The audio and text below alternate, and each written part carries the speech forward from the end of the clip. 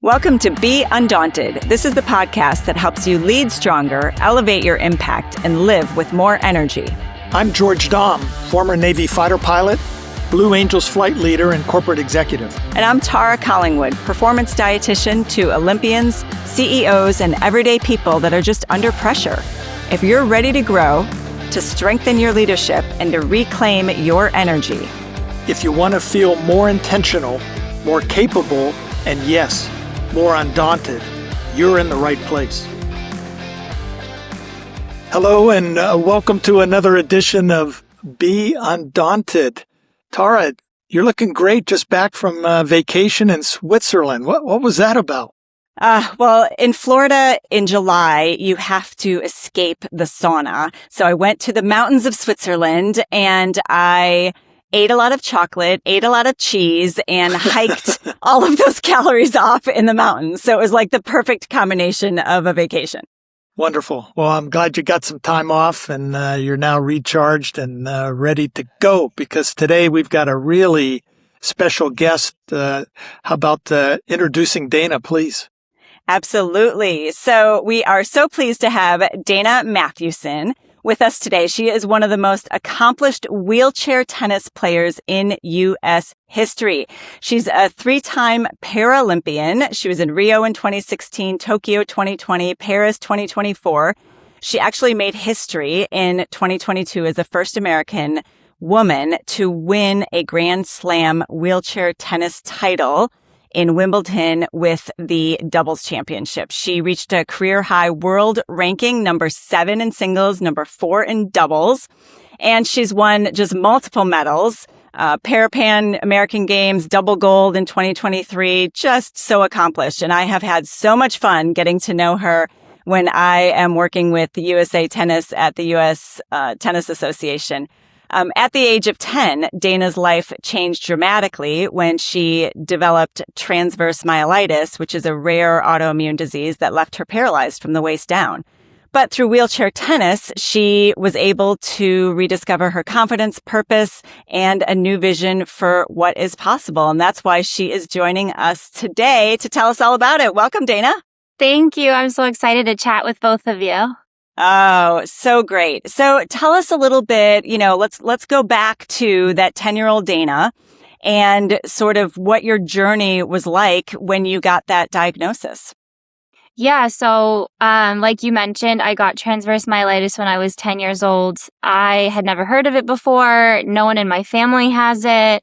It's really rare. Something like 1 in a million people get it per year. I'm sure those stats have changed by now, but it definitely hasn't changed in terms of its rarity. Basically, the fact that it's autoimmune, it just means that my immune system attacked my spinal cord, and there's no real rhyme or reason for it. Like I said, I wasn't sick beforehand. No one in my family has it.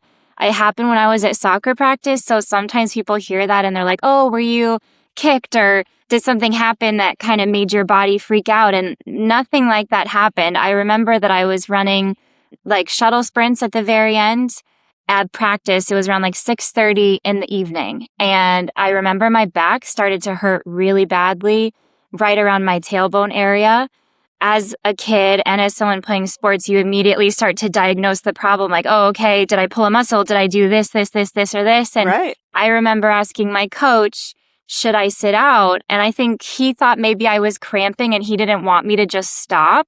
So he was like, no, just keep moving, like keep jogging, like you don't have to full out sprint. And I remember running, but my legs started to feel heavier, like someone was pouring sand into my shoes. And then the pain that I felt in my back just got worse and worse. And then cut to 2 hours later, I had been driven home to my house using carpool. I remember just crying next to my friends in the car because the pain was so bad. I couldn't get up the steps to my house without my friend Sarah's help.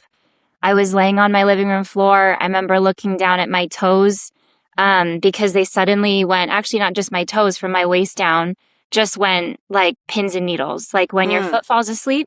Yeah. And then very shortly after that, I looked down at my toes to try to wiggle them or move them or see, like what's going on. And it was like a light switch just turned out and it was gone. And so luckily, both my parents are physicians. They're both in pediatrics. And so they were like, something's wrong. Yeah. And I remember, it seems crazy now to think that they didn't put like a leg or a neck collar on me to transport me to the hospital. But my mom and dad knew like, this is really bad. We need to get her into the car. And they put me laying flat in the back of our minivan and drove me to the hospital. And I got into the ER. They did all the tests and they found out that it was transverse myelitis and got me steroids in my system, which combats the swelling. Basically, the pain that I was feeling was my immune system attacked my spine. In response to that attack, my spinal cord was becoming inflamed. And the pain that I was feeling was my nerve bundle in your spine was getting compressed. So all of my nerves were basically getting damaged. And that was the pain I was feeling. But yeah, I was suddenly disabled. And that was a really hard time in my life. Like, I think if you think about when you're a 10-year-old kid, boy or girl, everything is about fitting in. Everything is about, you know, what does everyone look like? What purses are people using? What lip glosses are in style, you know? And like suddenly I couldn't fit in. I had like, it didn't matter what purse I had or lip gloss I was wearing. Like people were going to see my chair before they saw me. And at that age, it's like the worst thing you could tell someone.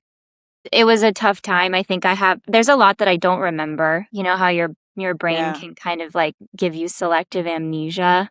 I always thought it was some kind of a progressive disease. So, no. Yeah, I mean, when we say your life can change in an instant, your life literally in one step on the soccer field changed in an instant at 10 years old. That is just, wow. Yeah, it's crazy. And it can happen to, not to freak anyone out, but it can happen to anyone at any age and anywhere on your spinal column. So I'm quite lucky that it happened around where my belly button is at T10, because then everything from my waist up is still able-bodied. But it can happen in your neck and you can suddenly stop breathing. I've heard stories of friends where it happens to their baby. I've also heard of Lang, who used to work in strength and conditioning at the USTA. He had a friend in the NFL that got transverse myelitis, but he fully recovered and he still competes. So it's one of those really weird things that just happens, and it either leaves you a lot worse than how it found you, or you can maybe recover. It's a weird thing. So when did you find tennis and realize that, okay, I'm going to be in this wheelchair, but what can I still do to keep my body active and compete? Well, I didn't find tennis on my own. I have to say my mom was the one that found it. So when I was in the hospital, my mom was talking to all sorts of different rec therapists and things. And she had the attitude of like, you were an active kid before. This by no means is a death sentence. I'm finding ways to keep you active. And I'm so thankful for that, because that was not where my head was at whatsoever. I think I had a certain degree of denial about it. I wasn't fully accepting the fact that I wouldn't walk out of the hospital.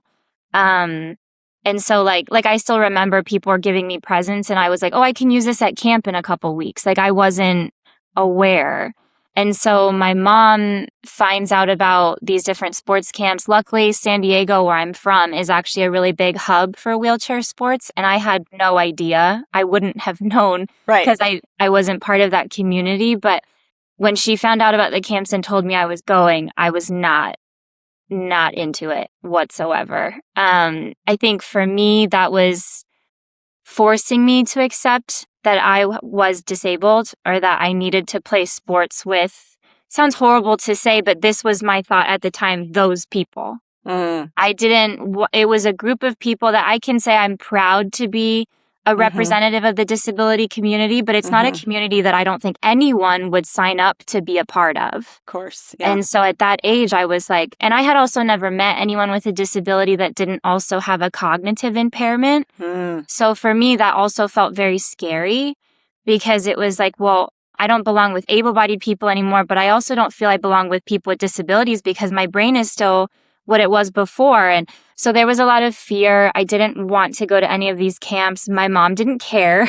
And she had me go to play wheelchair rugby, which was so fun, wheelchair basketball, and then eventually tennis, which I don't know if you know this, Tara, but actually where I met Jason for the first time.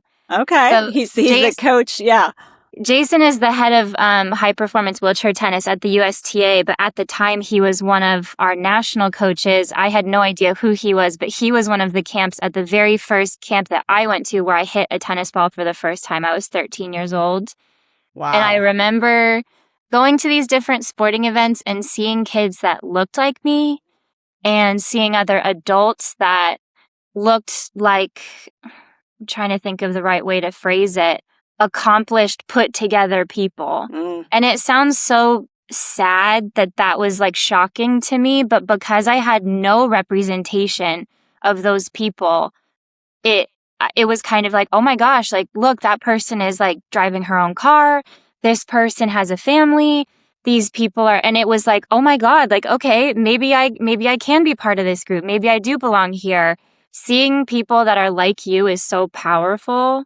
Yes. And then on top of that, picking up a racket and then feeling athletic again. And the narrative switched from what my body can't do anymore to like, oh, look what I'm doing with my body again. And so I think that's why I say in interviews, like, tennis gave me my life back, because it, not just tennis, all the other sports, but tennis happened to be the one that clicked the most. It just made me realize what I'm still very capable of and let me lock into that competitive mindset that I used to have as a soccer player. That's incredible. Yeah. Wow. So I don't know anything about wheelchair tennis. You're about to. Yeah. How would you describe it to me and to our listeners who haven't been exposed to it? Wheelchair tennis is really cool. You know, I think it almost looks like a mixture of tennis, the tennis that you know, and then dancing, I would say. So everything, at least if you're going to look from like a professional standpoint, the movements are very smooth. So we don't have lateral movement. So like sidestepping that you see able-bodied tennis players doing all the time. We can't do that in a chair because your wheels are literally facing this way and I'm not about to like hop and look like an idiot. So we're taught different movements that almost look like heart shapes. And so we're always moving like my finger is on the screen while we're also playing the sport that you already know and are used to seeing. So there is like a gracefulness to it that I think is really cool. What else is cool about wheelchair tennis is that it's barely different from the able-bodied sport itself. So, and that's one of the reasons why wheelchair tennis is one of the most easily integratable, if that's a word, sports into the able-bodied tournaments, so to speak, and why we play at all the Grand Slams is that the only real difference is that we only have 2 bounces if we need it. If you're watching a lot of the professionals play at Grand Slams or other higher level tournaments, we'll still hit the ball on 1 bounce. And that's because just like it is in an able-bodied game, the more time you give your opponent, you know, you're hurting yourself. So everything for us is the same, the mentality, the serve, the scoring, the size of the court, the net height, the balls, all of that is exactly the same. And I think that's also what makes it so cool to see. Yeah. What I can tell you as a spectator, and actually I tried it once. They've had us at USTA. They'll put us in the wheelchairs and give us a racket. My favorite thing to watch. Oh my gosh. I couldn't even do it for 2 seconds. But what's amazing, I mean, if you watch most people in a wheelchair, they use 2 hands, right? To wheel themselves. Yeah. Well, you've got a tennis racket in 1 hand. So you're only using the 1 hand to wheel yourself. And like you said, it's almost like this shape. You said a heart shape. I think of kind of the infinity swirl. Like they are constantly moving in this. I love how you said that about dance, because now that I think I've never thought of it that way, but now that I think about it, it's this beautiful movement of the wheels and their hand moving and then they're hitting I mean, it's just incredible to watch. Thank you. It's fun. I love it. Well, I know there's somebody out there listening that's wants to know, is there wheelchair pickleball now? Yes, there is. I think they're starting para pickleball, I believe is what it's called. I know that there are a few different para pickleball tournaments that I know some friends have competed in, and I'm sure it's going to blow up and get bigger. I'm sure para padel or paddle is not far behind. I would love to try those out. I have to admit, I'm one of those people that I want to hate pickleball, but then I've tried it a few times and it's fun. I get upset that the physics of it aren't the same as tennis and it makes me mad, but I'm learning to like all the other racket sports. Love it. That is great. So, when we think about going on tour. And, it's hard enough, again, for the able-bodied tennis players to do their strength and conditioning, to do their recovery, to do their nutrition, to do their everything else. And then when you're traveling, you've got this whole wheelchair to figure out. And in the US, we're very good with the American Disabilities Act. My father is blind, so I'm familiar with a lot of the requirements of having his seeing eye dog in restaurants and that kind of stuff, and, being wheelchair accessible. What have you run into traveling when you're traveling all over the world playing tennis? Like, what's the most difficult, and maybe what's the funniest thing that's happened to you on tour? Great question. I get interviewed a lot, and I've never been asked that. It's always fun when that happens, when I'm like, ooh, something new. And then I'm like, oh gosh, I don't have my pre-formulated answer. A lot of different things. I would say there's a bunch of ways I could answer this question. I think one of the interesting things, and I'll say it mostly because you referenced the ADA in our country. Mm-hmm. I feel like our country is the best in terms of physical access, but we are the worst as it relates to mental awareness, acceptance, attitudes towards, and anything that is non-physical towards disability. Whereas other countries are a lot further behind, whether it's because they were, in England, right? It's really old. So a lot of the things there were built far before elevators or anything like that. And they have all those historical permits where they don't have to put elevators in and things like that. However, conversely for them, they have people like me on TV all the time. They have people like me on billboards. They use them in all sorts of ways that are very public facing. So the attitudes towards disability is a lot more mainstreamed than here. So it's interesting that there's this dichotomy that I've experienced in the world where, yes, a place somewhere else might not have an elevator, but someone's not going to talk to me like I'm an idiot. Whereas here, I can probably get from A to B completely on my own and very seamlessly because there will be a ramp, there will be an elevator. However, I will have people speak to me or treat me or assume things about me that are not founded, in my opinion, and are just completely bogus. And I'm happy to tell you some stories.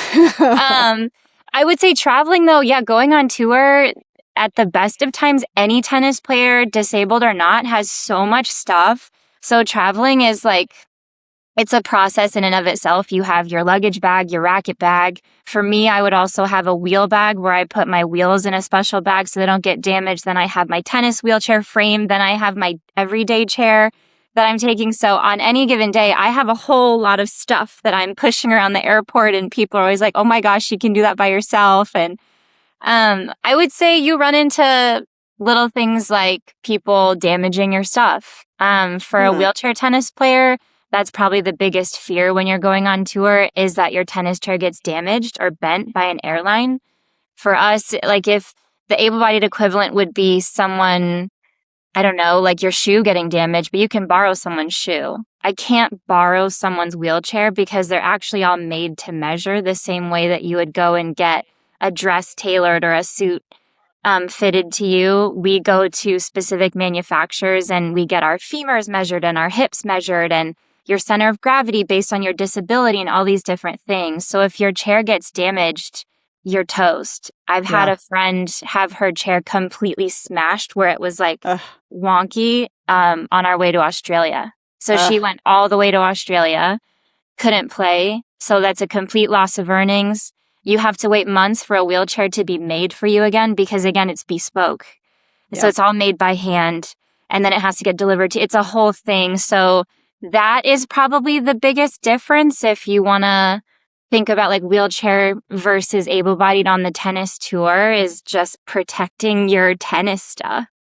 Yeah, I can imagine. It's I don't want this to go into the check bags, but it's terrifying every time you check it in. Yeah, I'm please be nice to my baby. Please don't put it on the belt. Even if it's in a case. And yes. Yeah, I experienced that once when I was doing a triathlon in another city and had to check my bike. And it did come back with the frame a little damaged, and I had to take it to the bike guy and pay $200 and whatever. I mean, this is nothing compared to what you've been through, but... No, but you understand it. You have to file the claim with the airline, then you have to do all these things, and it's a whole host of frustrations that you just don't want to deal with. Yeah, absolutely. So you must have a hard time with able-bodied people complaining about anything. Huh? Do you know, I don't think I do. I think maybe the only time that I would probably roll my eyes at someone is when I get the random person that comes up to me and is like, I broke my foot once, so I totally know how you feel. And you're like, you'd be shocked at some of the stuff that people say. And I think it's because they're trying so hard to like connect with you, but it's in like the weirdest way possible. I think that's the only time that I'm kind of like, yeah, okay. But I mean, for the most part, I feel like a lot of the things that able-bodied people are annoyed at, I get annoyed at too. So we can just whine together. I want to hear about your climb to really to elite status there, where you're at the very top of the game and competing all over the world. Tell us about that journey, because there's got to be very similar to anybody who gets to the very peak of performance. Yeah, mine was a little bit unconventional. So I started playing tennis just like any other kid in middle school or high school. I did it after school. You know, I think it was every Tuesday and Thursday there was tennis at the Barnes Center in San Diego. And I would go out there and play just with friends. And it never was something in my head where I had a thing where I wanted to be a Paralympian or I wanted to be a professional athlete. A lot of people asked me that, and that was not on my radar. It was more just, I just wanted to play sports and have fun with my friends. And then I remember towards the end of high school, I got approached by the University of Arizona for tennis. I was also approached by the University of Illinois to go play basketball. So that was a thing where I was kind of like, ooh, which one? Because I played basketball through high school as well.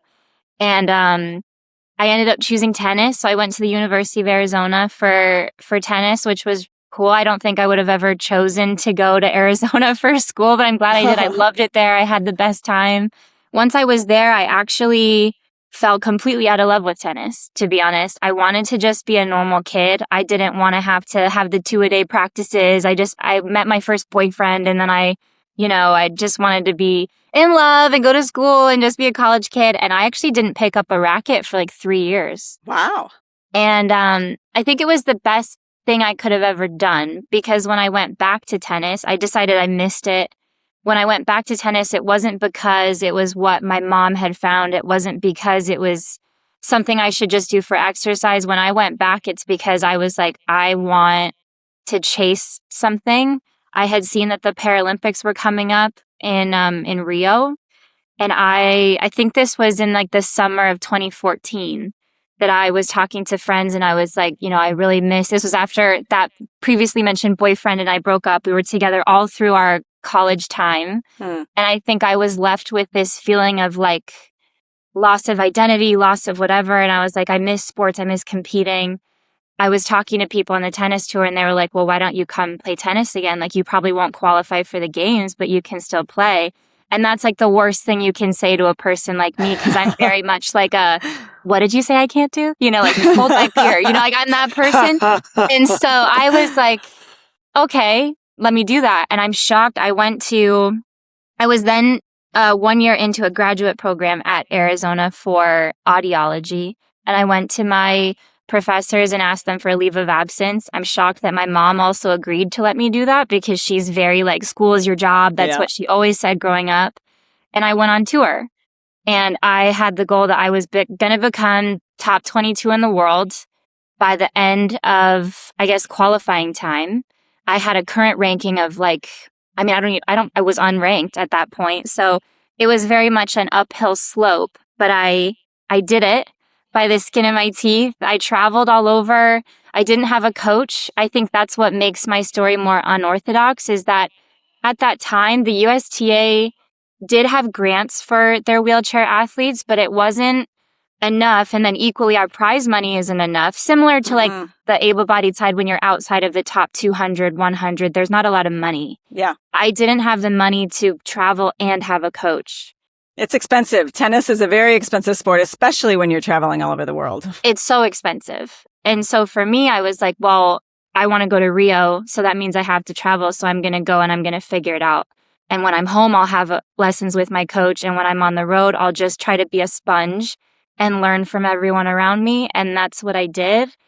I think in some ways it was the best thing because I made so many friends from so many different countries. Their coaches kind of adopted me.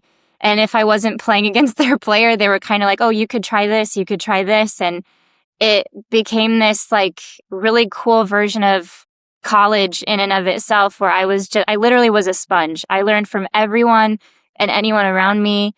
I got my ranking up. I qualified for Rio by the skin of my teeth. Yeah, and then it just kind of steamrolled from there. I completely went full-time tennis after that. And I moved to Orlando right before COVID hit. I actually at that time had decided that Tokyo was going to be my last hurrah. Okay. At that point, wheelchair tennis was only allowed to play in the Grand Slams if you were top 8 in the world. At that point in time, my ranking hovered around 10 or 11. And it was crazy that I was 10 in the world, but I couldn't play a Grand Slam.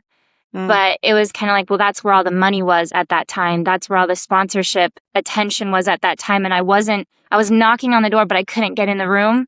And I was like, I can't keep doing this. I'm going to need to just play this one more and then go get a real job, like do something else. And so the goal was to move to Orlando, have that one big push before Tokyo, and then hang up my racket, so to speak. But it was the best thing that I could have done because I moved there. I formally got all this coaching that I never had.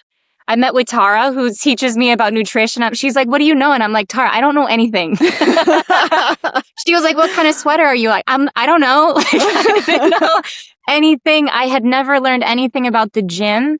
I didn't know, like even in terms of tennis, the coaches were saying that I knew how to do calculus without learning algebra. I knew how to do all these different things in matches and how to construct points, but then little things that I should have learned as building blocks, I never got because I didn't have that coaching.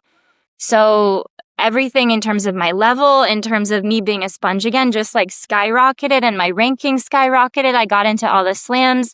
I got all these different sponsorships and then I was like, okay, I guess I'm not quitting. Exactly. And it just kind of exploded from there into like the best last 5 years of my career. But it's been a whirlwind. I think my only regret is that I didn't get that foundation sooner because I don't think I ever really hit my ceiling. Mm-hmm. Well, but you have definitely put wheelchair tennis on the map, especially for USA Tennis. And you and Jason Harnett, who we mentioned, I mean, really, it was the two of you that have really, now we have a full wheelchair tennis program at USTA, and we have, players going all over the world just like you did, and they're training, they're getting strength and conditioning, they're getting nutrition, they're getting all those things that you didn't have because you were kind of really the trailblazer.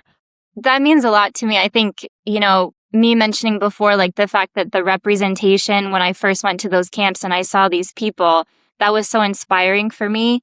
And so to be able to kind of be that type of person for someone else and to open doors for people to like for Maylee and Charlie and Tomas, the players you mentioned that are now at the USTA and training full time, this is all they know. They've never had to experience a different type of training. And I think as jealous as I am, I'm happy that that's normal for them because it should be normal for them because it's normal for all the other able-bodied athletes. And if I can leave any legacy behind, I think that's a really cool one. Yeah, absolutely. So speaking of, now you are retired from professional competition. So tell us a little bit about what you're doing in your quote unquote retirement now, because I think you happen to be the tournament director for wheelchair tennis for the Miami Open. I've seen you on court as a broadcaster. I know you're doing a lot of motivational talks. You're coaching still. I see you still sometimes in Orlando at USTA with those wheelchair athletes. So, I mean, you're just, you're retired from professional competition, but you're just getting started, girl. Yeah, that's how it feels. Deciding to retire was hard. It was easy and it was hard. I think I knew that I just wanted a new challenge for myself. I think like even able-bodied players as well, like you end up playing the same people again and again. And after you've done it for so many years, it's kind of like ready for something new. Yeah. And so when I retired, I kind of told myself like, this first year that you're out, say yes to everything, just to kind of figure out like what I liked and what I didn't like. And maybe I find something I'm really good at. And So that first year, like as being asked to be the tournament director in Miami, I was like, yeah, speaking engagements, yes. Like if I can go do coaching and USTA, like yes. And it's ended up becoming like a portfolio career of sorts where I get to be a consultant. I get to still be like a brand partner. I get to, do lots of different things. And I think for someone like me who likes to constantly be active and thinking and problem solving all the time, that's one of the reasons why I love tennis. It's the constant problem solving and how it's always changing. That this new phase of my life, I get to wear a lot of hats every single day, and it's been really fun. I don't really know if I'll ever whittle it down to just one thing that I do, but I will say I think a big dream of mine is to work at all of the slams since I competed at all 4 of them. And so I'm doing like hosting and broadcasting again this year at the US Open. I'm in talks to maybe do that in Australia and then hopefully Wimbledon and Roland Garros, and also potentially going to be doing broadcasting for the Olympics and the Paralympics, would be really cool. So I think just putting it out there. I'm manifesting it. I think ultimately it sounds cliche, but I want my work, whatever that is, to end up being an example, not just for other kids like young Danas to see that like you can do that, but for also like educating people like the both of you, that people like me can do what both of you can do. Absolutely. I think our country desperately needs more representation for both of those reasons. And if I can help be a catalyst for that kind of change, that would mean more to me than anything. You're giving me goosebumps. Yeah. Oh, that's great. Do you have any brothers or sisters? I do. I have an older brother named Scott. He lives in Tahoe. He's very different than me in a lot of ways. We're both very active. I would argue that he's more athletic than me. He does like crazy rock climbing. Like, have you heard of that movie Free Solo? Yes. Oh, yeah. Wow. My brother likes to do that. No. He likes to do bouldering, rock climbing, like crazy, like jumping out of a helicopter to ski. Like, that's Scotty. Anything athletic he's good at. It's annoying. He's also good at tennis. Like, he's good at everything. But he's great. I wish I got to see him more, but we're on the opposite side of the country, so I don't see him as much as I'd like, but he's great. So when you were youngsters together growing up or hanging out with your friends, what did they say to make fun of you? Oh, that's a good question. To make fun of me. At that age, you gotta be ready to take it, right? 'Cause there's always a lot of teasing going on, and yes, kids can be pretty tough sometimes, but yes, certainly family members. I think Scotty would never like pick on me, like in terms of like saying things, but Scotty is someone that would, like the type of brother would like flick your ear and then run away, or like tell you he has something to tell you and then like fart and then run away. Like that's more like what my brother did. I think that like, I just remember because he's 4.5 years older than me, I just idolized him. Like I wanted to hang out with him. I thought he was so cool. So I just wanted to, like, if he had friends over, I really wanted to hang out with them. And then I'm sure from his standpoint, he's like, yeah, my annoying younger sister is here again. Sorry, guys. Yeah. But, yeah, no, he was always mostly very nice to me. I think he tolerated me quite often, more than he had fun with me. But we're good buddies now. Like, he and I are always laughing and making fun of our mom together, like that type of bond. You said that you had left college, but you must have gone back because you have your doctorate in audiology now, don't you? Yes. So I went back to school before I even went back to the USTA to train, like during COVID. When I was overseas competing a lot, I was like, do you know what? I want to also study overseas. And so I applied to get my master's in audiology from all sorts of different UK universities. And I got into University College London. And so I lived in London and I studied there to get my master's for about 3 or 4 years. That's where I lived directly before I came to the USTA. Okay. And then while I was living in Orlando, I got my clinical doctorate. I was able to do that online because I had already done all of my clinical hours when I was working in London. So my question is, why audiology? Like, was there part of you that thought, okay, this is another disability for people who can't hear? And, was it a way to maybe give back or help other people with disabilities? Or, what interested you in audiology?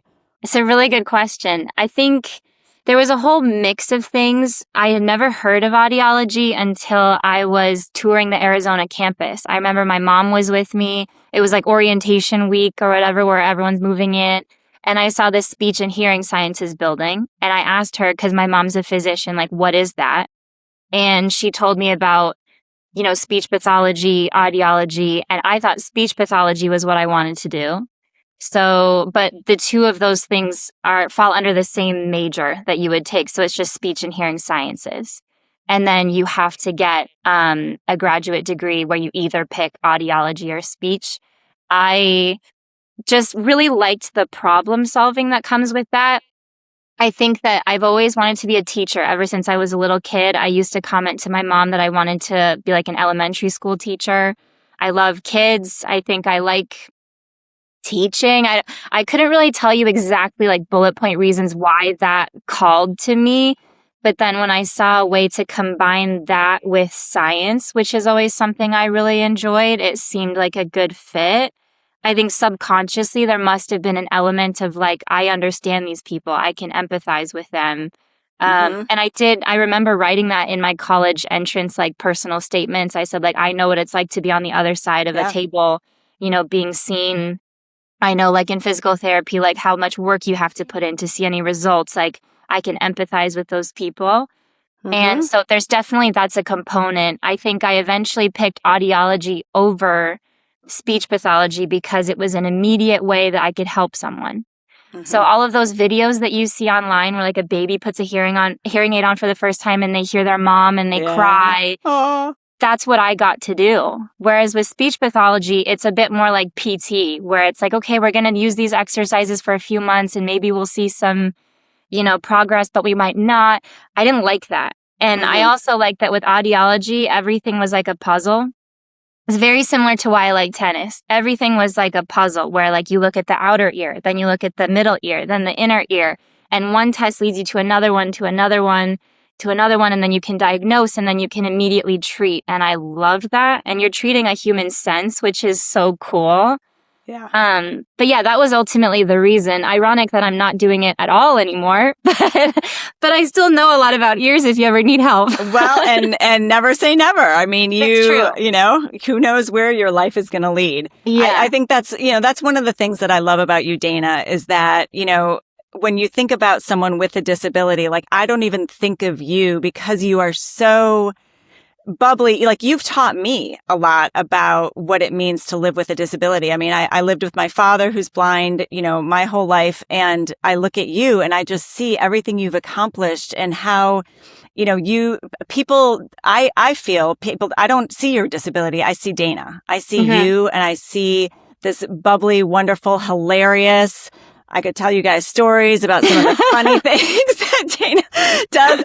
But, that's why I love what you've done for the sport and just for people with disabilities in general. Because, like you said, when you were 10 years old and thinking about someone in a wheelchair, you didn't know that they didn't have cognitive impairments. And, now here you are with your doctorate in, audiology, married to a doctor, parents, doctors, like, you're surrounding myself with medicine. Yes, all over the place. Anyway, I just, I'm so, proud to know you and to have you on this podcast to really, bring light to that for all of us.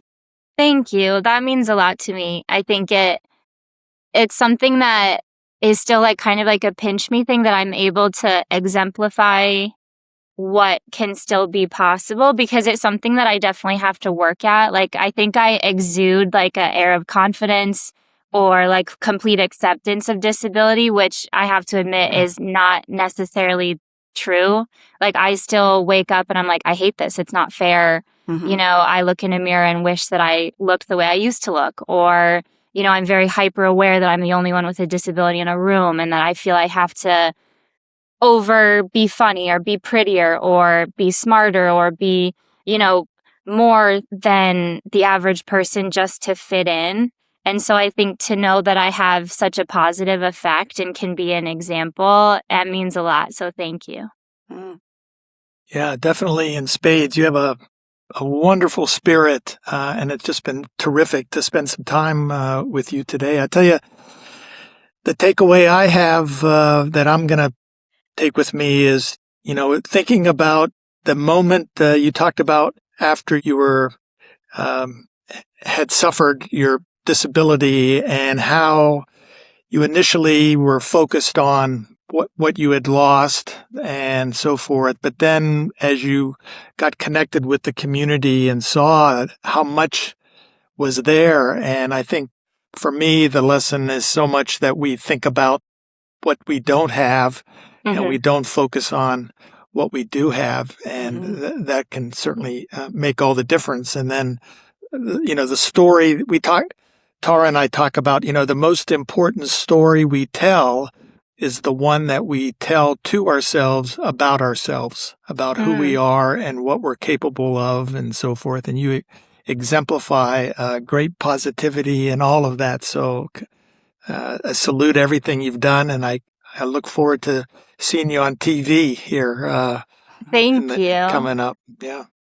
Yes, you will see her if you watch tennis. And if you want to see what wheelchair tennis actually looks like, I would suggest anyone listening that's like, I still can't conceptualize it, go on YouTube and just type it in. There's so many different videos. You can see all the professionals play. I think there's some videos of yours truly on there.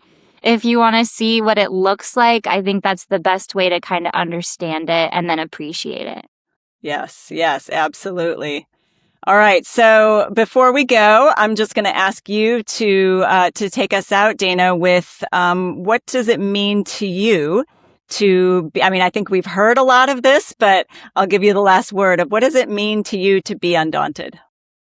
I think it just means not shying away from challenges, being willing to embrace adversity as opposed to letting it consume you and then kind of like count you out before you even started the game, so to speak. I think if anything, having a disability has taught me that you can still get from A to B. You just might have to make a couple stops in between, or you might have to take a longer road than you initially thought.